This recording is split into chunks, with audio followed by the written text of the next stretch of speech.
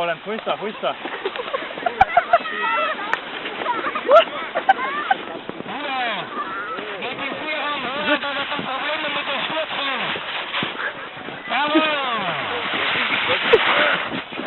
Schönes Bremsmanöver.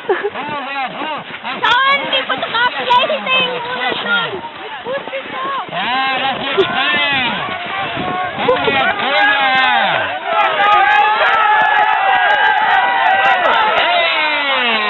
Roland fädelte ganz knapp vor ein.